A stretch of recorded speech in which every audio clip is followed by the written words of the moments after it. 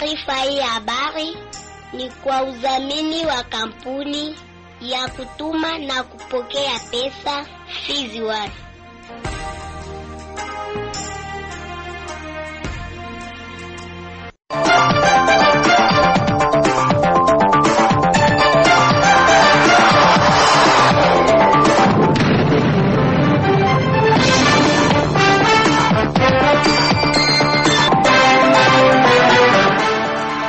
Ujambo mpenzi msikilizaji, umekuwa muda wako mzuri wa kusikiliza uchambuzi wa habari kutoka kwenye redio ya kijamii Kivu. Uchambuzi ambao kama kawaida unakuwa ukijumuishwa na kurasa mbalimbali, ikiwemo kurasa wa habari muhimu, kurasa wa habari za mahali, habari za michezo, ripoti za ripota wetu kutoka sehemu mbalimbali, habari za kitaifa na zile za kimataifa. Mimi ni Izake Mulucha Ashibe, mchambuzi wako wa siku ya leo. Upande wa pili unasimamiwa na Merci Mbelechi. Kwa utulivu na kualika kuambatana nami mwanzo hadi tamati.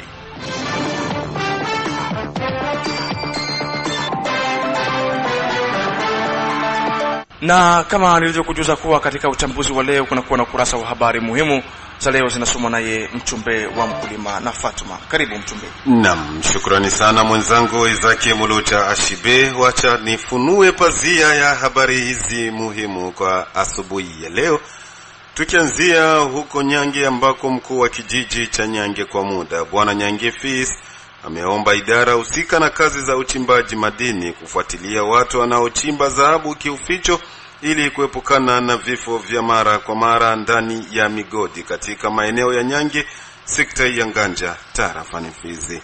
Huko Uvira ni kwamba mtu mmoja mtuhumiwa vitendo vya wizi ameuawa kwa kupigwa risasi nao wazalendo waliokuwa katika doria mnamo usiku wa kucha siku ya Alhamisi ya tarehe 19 Juni 2025 ndani ya kata la Songo, manispaa ya Kalondo mjini Uvira.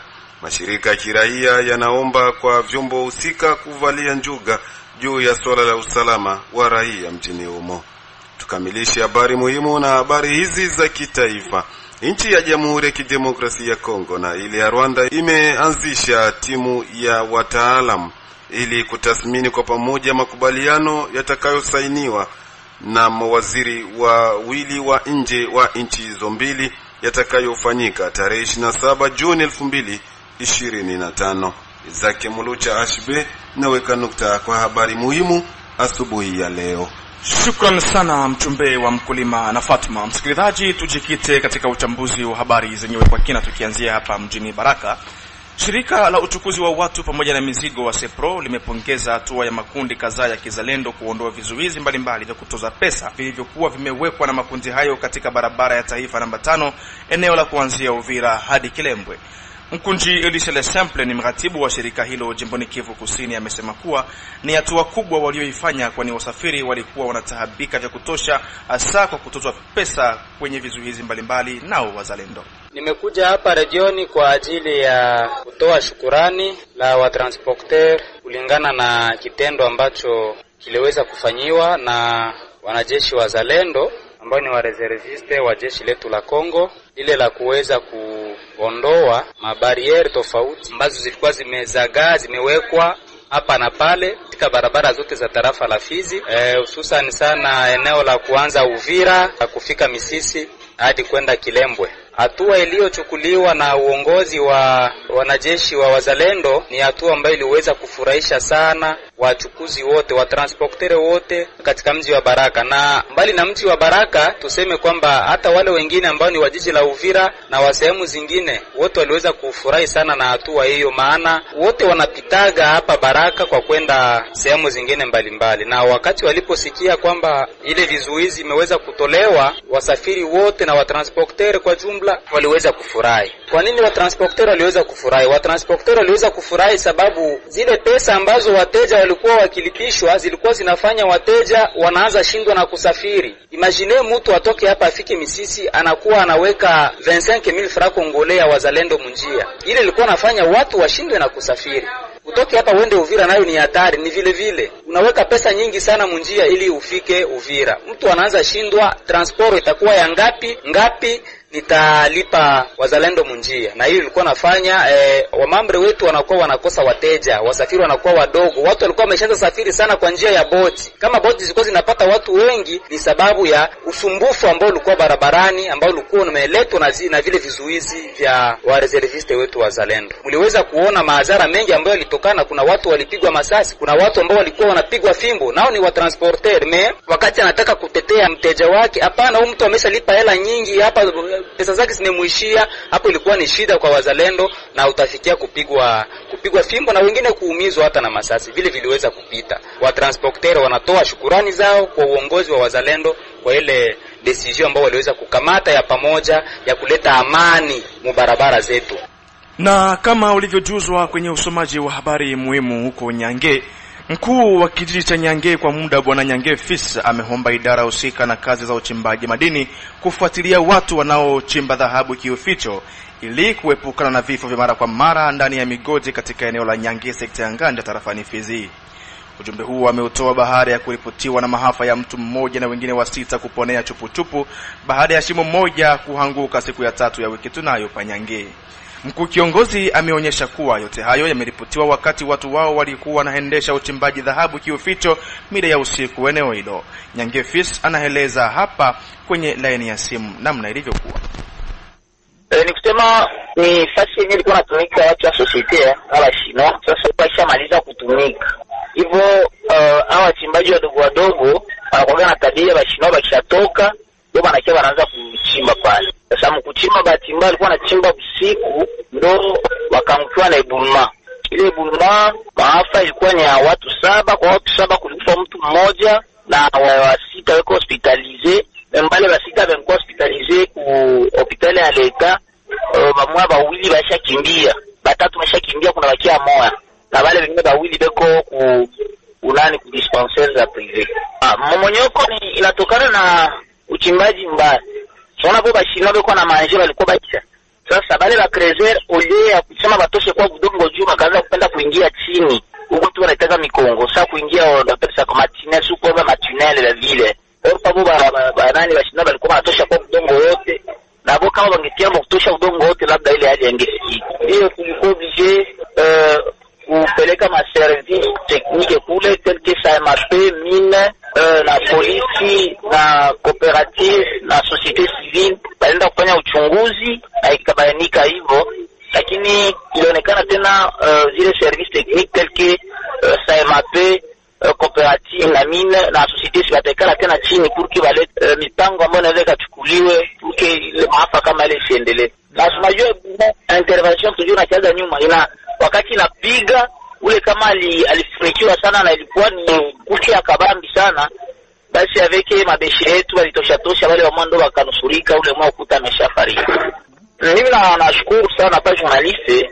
Ni labda ningeshauria kwa vijana, na kwanza ule uchimbaji wa usiku sio mzuri, na kama wanapenda kwenda kuchimba fasi ambao washino wameacha, bora kwa wanajikaza watumike hata siku nyingi, wanatosha ule udongo na wanafika kumchanga ule ile ya kuingia chini ya udongo matinele ile, vraiment tunaweza tukapata maafa zingine tena kesho au kesho yake. Tukiwa tu tarafani Fizi, huko Rugezi, mapambano yameripotiwa kati ya vikosi vya wazalendo wanaoongozwa naye kamanda Ngoma Nzito zidi ya kundi la Twirwaneho ndani ya kijiji cha Rugezi na kando siku ya 4 ya wiki tunayo katika tarafa ya Fizi.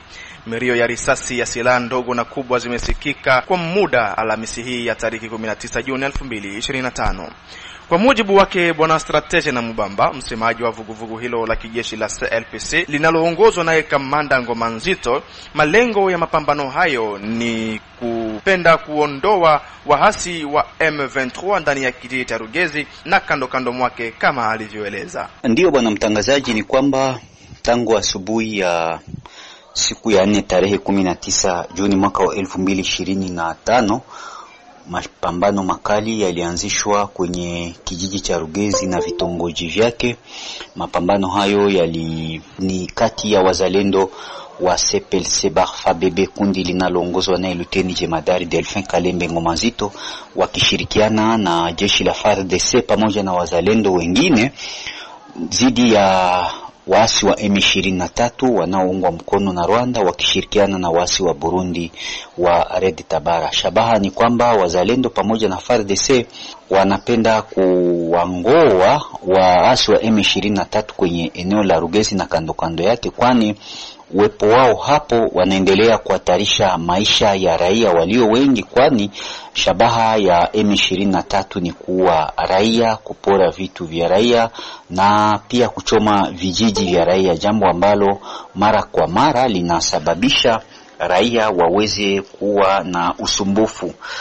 Jeshi la taifa kwa kuwa wana jukumu la kulinda raia na mali yake, ndio sababu waliweza kuanzisha shambulizi hili wakishirikiana na wazalendo. Bwana mtangazaji, acha tukumbushe kwamba wasi wa M23 wana kusudi moja la kuweza kutatanisha raia, kuweza kuleta magumu kwa raia, lakini wazalendo wana nia ya kulinda raia. Vijiji ambavyo vinahusika na ambavyo guswa na mapambano hayo ni pamoja na Bandizi, kwa Sabuni, Timbiangoma, Bialere, Mangojeo, Kahira na hata pia na Kakenge. Nako pia wazalendo pamoja na FARDC wanaendesha mapambano dhidi ya waasi wa M23. Kusudi ni kuweza kuimarisha usalama wa raia na mali yake kwenye nyanja za juu za tarafa la Uvira, Fizi, Mwenga, Itombwe na nchi ya Jamhuri ya Kidemokrasia yote kwa ujumla. Mtu mmoja mtuhumiwa wizi ameuawa kwa kupigwa risasi na wazalendo waliokuwa katika doria mnamo usiku wa kucha Alhamisi ndani ya kata ya Songo, manispa ya Kalundu mjini Uvira.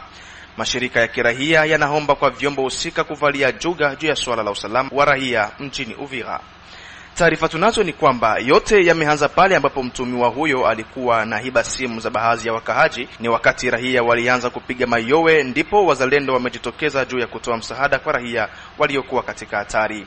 Kama anaeleza hapa Chako Changu Bon Ane, ni mtu mwenyewe amekuwa na ndaiba ndio akauawa mnamo kartie Songo. Aliuawa na watu wenye kuja wanamkimbia, na mwenyewe alikuwa mzalendo. Ndio wale kumpiga masasi. Ndio alikuwa anavaa tenia ya kizalendo ama tenia ya kijeshi, na ndio mwenyewe alikamatiwa, alikuwa akiiba, ndio wakamfuatilia na kisha raia kulalamika mwezi.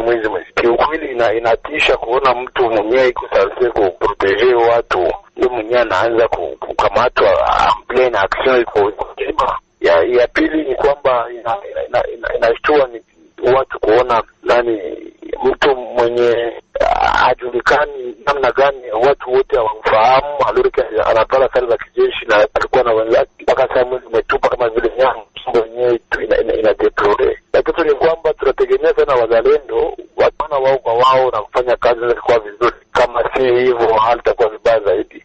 Wazalendo ni vigumu kusema tu mnasetrasedi wao wenyewe wanajuana, bila kusema kwamba anajulikana. Hili jambo sisi tumepokea na shingo upande, kwa sababu watu wengi wanajiona katika vile ya Uvira, na ukisemekana kwamba hajulikani, ila anavalia sare ya kijeshi ya Kongo hajulikani na anavala nguo ya kijeshi, mpaka sasa familia moja nyingine inaleta ni jambo la hofu na la kutia woga.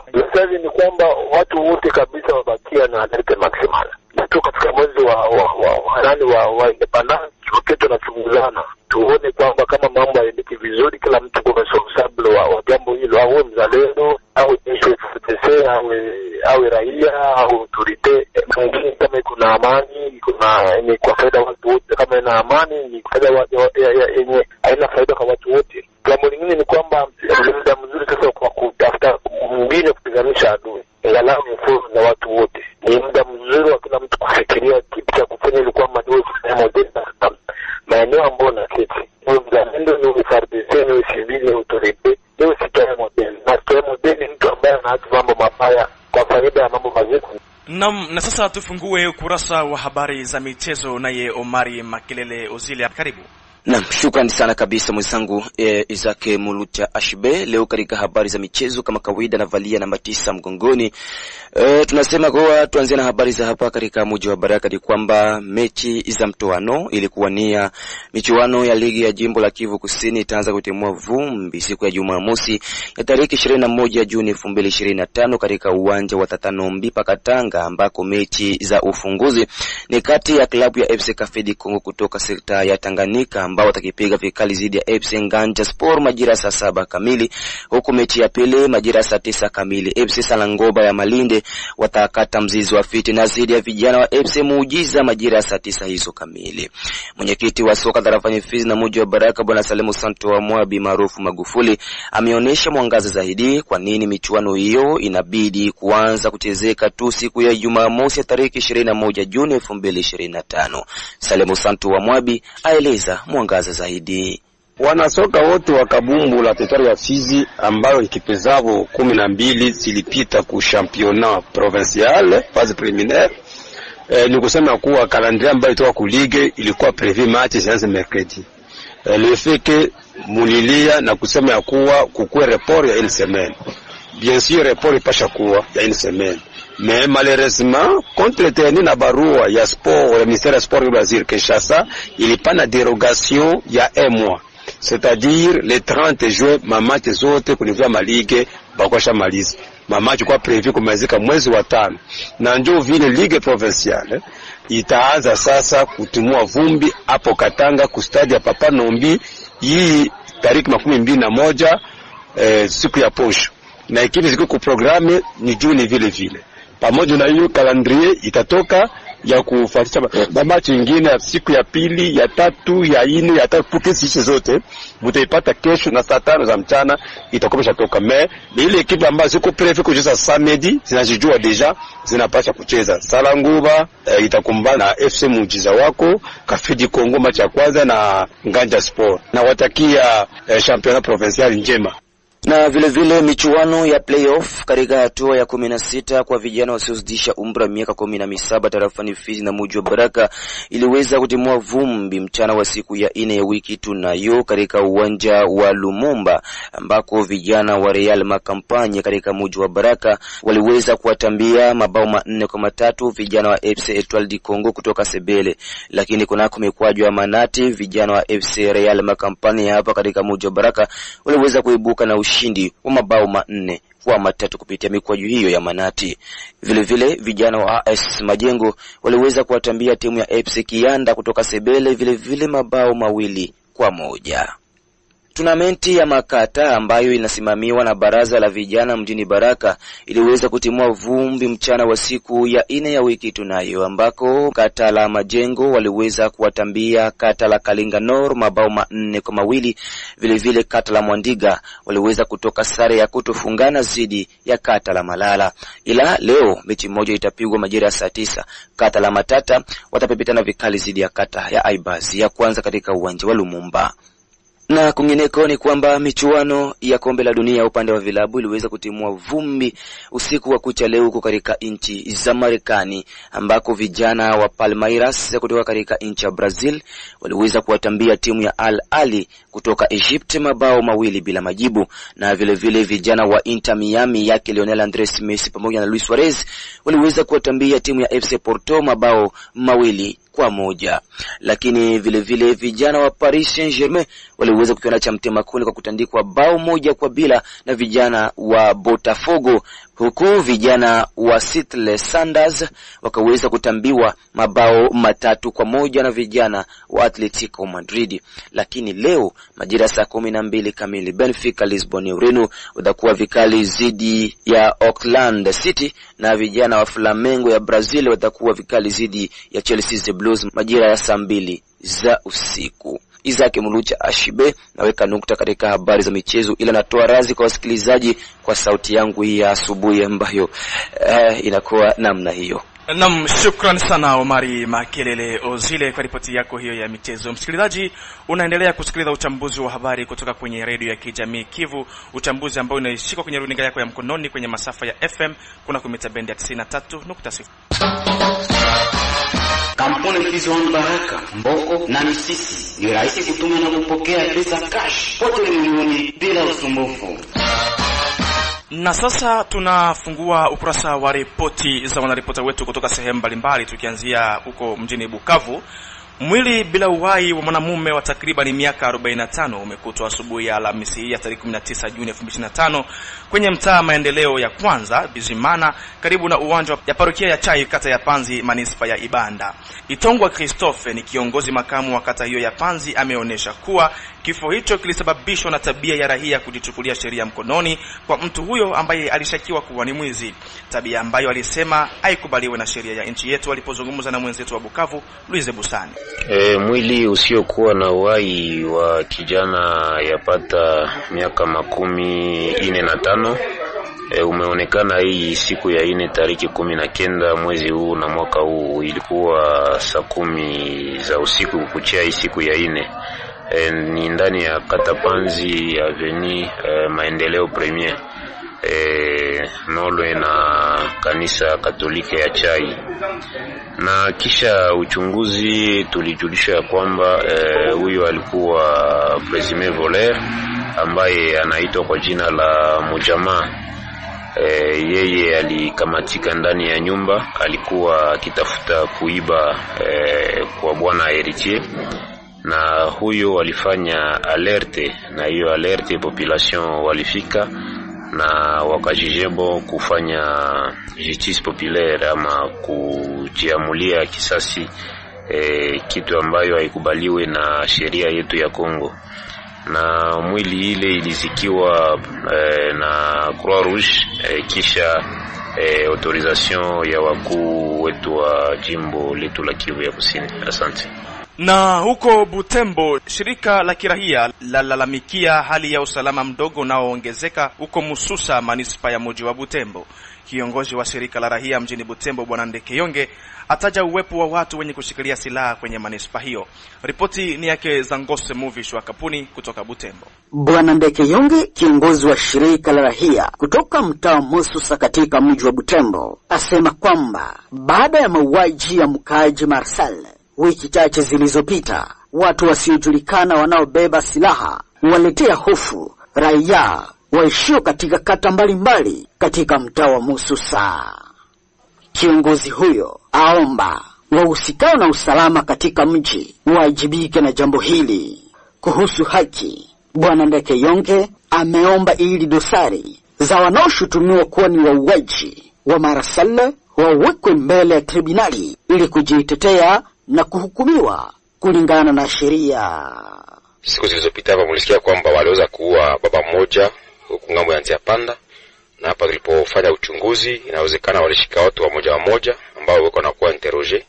Wanaanza polisi leo lazima kuja kuditora, na hiyo tunaomba occasion tuna rappeler mkubwa wa auditora aweze kuona namna gani kutuma hiyo kesi kwenye tribunal, paske wale watu wakaachiliwa haitakuwa vizuri, lakini bakakuwa kondane tutaweza kuwapatia lesomo moral na kupatia wale wabandia ambao wameweza kuwa wanaongea na wakaaji na kutumikisha maarmu vyovyo kwamba si vizuri. Na hilo ni sababu tena hapa juzi kulamkia jana donc busikia juzi kuna tena ile kubohika kushukia ngambo ya kule Kahondo, kulikuwa tena kijana mmoja ambaye alipata masasi na wabandia pia, alikuwa kwenye matibabu hapa kunako mwingine yetu.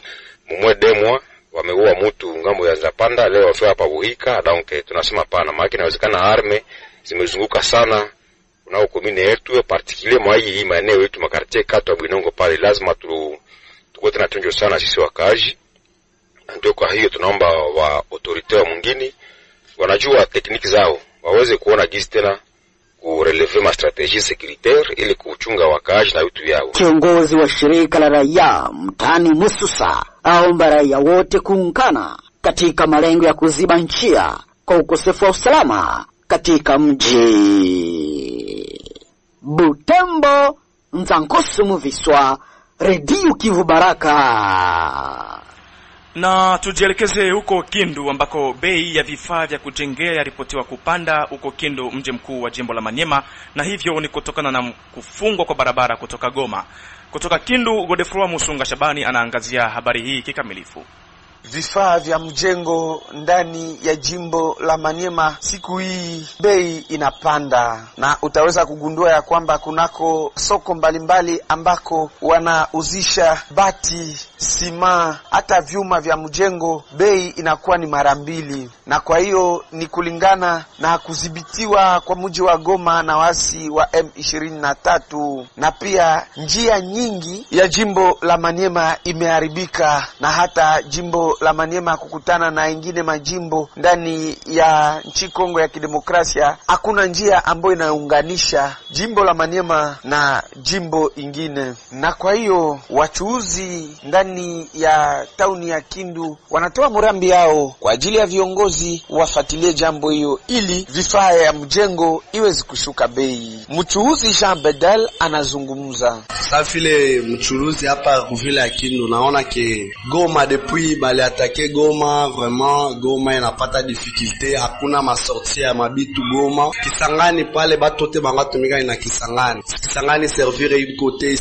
côté inabeba charge manjia mbaya, mataksi mingi, na ndio maana vitu binapanda hapa kuvile tu ya Kindu. Sima ilikuwa ku $28 leo inakuwa $45. Mabiuma haipatikane Goma, ndio ilikuwa na servir mabiuma haipatikane. Mabiuma yetu ilikuwa itilizera wa kuyenga mabar de 10, leo bango itilize mabar de 8 juu ya 40, na mabei inapanda. Bar de 8 ilikuwa $8 inakuwa $10, mabar de 10 ilikuwa $10 inakuwa $12. Vraiment ni difficulté kabambi. Wakubwa wetu tutawapesha ujumbe ya kutusaidia sisi wakaaji ya mji, baongee bafema negotiation poke batufungulie manjia, na president wa FEC baongee batengeneze manjia poke bitu ifike bien kabisa. Na tangu sasa raia wa jimbo la Maniema wiko na paza sauti kwa viongozi wa taifa kwa kutazama jambo hiyo kwa makini, kuleta suluhisho itakuwa mzuri. Kutokea Kindu, mji mkuu wa jimbo la Maniema, Godefroid Musunga Shabani kwa niaba ya Radio Kivu.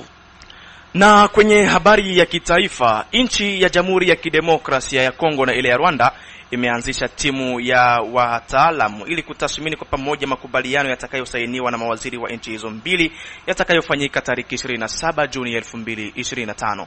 Undani wa taarifa hii naye mwenzetu Safari Alimasi Dilwe. Naam. Timu za ufundi za Jamhuri ya Kidemokrasia ya Kongo na Jamhuri ya Rwanda zilianzishwa Jumatano huko Washington nchini Marekani, maandishi ya makubaliano ya amani chini ya uparanishi wa Marekani na mbele ya mwakilishi mmoja wa Qatar, zilitangaza serikali za nchi hizo tatu katika taarifa ya pamoja kwa vyombo vya habari. Shughuli hiyo ilifanyika mbele ya Alison Hoka, karibu makamo wa masuala ya kisiasa nchini Marekani. Saini rasmi ya mawaziri ya makubaliano imepangwa kutiwa Juni tarehe 27 chini ya usimamizi wa katibu wa nchi ya Marekani Marco Rubio. Mkataba huu huko katika msingi wa tamko la kanuni zilizosainiwa Aprili 25, 2025. Haya ndio matunda ya siku tatu za mazungumzo yenye kujenga yaliyoendeshwa kati ya wajumbe wa DRC na Rwanda yanayohusiana na masuala ya kisiasa, usalama na kiuchumi. Makubaliano hayo yanapanga haswa kuheshimu mipaka ya nchi na kupiga marufuku uhasama, kupokonya silaha za vikundi visivyo vya kiserikali, pamoja na kuendesha operesheni za pamoja ili kutokomeza uhalifu. Miongoni mwa vifungu vingine ni kurudi kwa wakimbizi na wahamiaji wa ndani, kuheshimu haki za kibinadamu na pia mfumo wa ujumuishaji wa uchumi wa kikanda. Qatar ilihusika katika njia ya upatanishi pamoja na Marekani ilishiriki katika majadiliano ili kuhakikisha uratibu mzuri katika mipango hiyo miwili ya kidiplomasia. DRC na Rwanda zilipongeza michango ya thamani na juhudi za pamoja za Marekani na Qatar katika kutafuta suluhisho la amani. Mkutano wa wakuu wa nchi umepangwa huko Washington nchini Marekani ili kuunganisha maendeleo ya kuelekea amani, utulivu na ustawi wa kiuchumi katika ukanda wa maziwa makuu. Tutamatishe uchambuzi wa habari leo hii na habari kutoka Burundi. Rais wa Burundi Evariste Ndayishimiye ameadhimisha miaka 5 tangu walipoingia madarakani, huku wananchi wakikumbuka ahadi yake ya kuheshimu umoja wa Warundi, katiba ya nchi, kuheshimu haki za binadamu na kufanya kazi kwa bidii kwa ajili ya nchi ya Burundi, wakati huu ambao nchi hiyo inakuwa katika mgogoro wa kiuchumi ambao umesababishwa pakubwa na ukosefu wa mafuta na fedha za kigeni. Naam, mpenzi msikilizaji, ni hadi hapo ndipo tunaweza kutamatisha uchambuzi wa habari kwa siku ya leo. Shukrani sana kwako ambaye uliambatana nami mwanzo hadi tamati, lakini pia nashukuru jopo nzima la uhariri lililowezesha kukuandalia habari kwa muda na kwa wakati. Msomaji wako wa siku Izake Mulucha Ashibe, upande wa pili ulisimamiwa naye Merci Mbeleji. Tukutane wakati mwingine. Hadi hapa nasema amani iwe nawe.